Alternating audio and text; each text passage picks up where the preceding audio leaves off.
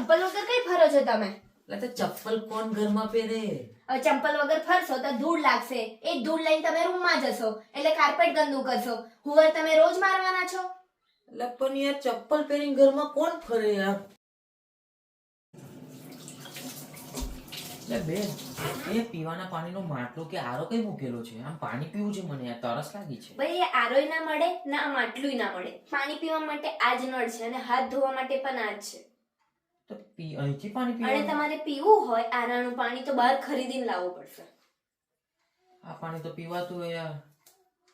ખોટો લંડન આવે યાર. સાંભળો છો? શું કામ છે ભાઈ? આ એક રૂમમાં 4 જણને રહેવાનું? તો 400 પાઉન્ડ હું તમને આખું ઘર આપી દઉં. એટલે પણ 4 જણ કમનું ફાવે? ભાઈ જ્યારે અમે પણ નવા લંડન આવ્યા હતા ને તો 400 પાઉન્ડમાં અમે છે ને આવું એક રૂમમાં 4 જણ રહેતા હતા.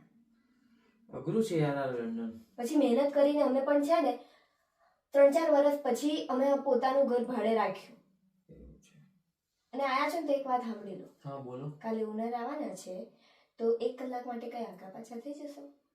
આગળ પાછળ એટલે હું ઓનરને નહીં ખબર કે હું અહીં રહું છું? તમે તમારા કામથી કામ રાખશો? સારું જતો રહીશ, કઈ નહીં. ખોટો લંડન આવ્યા.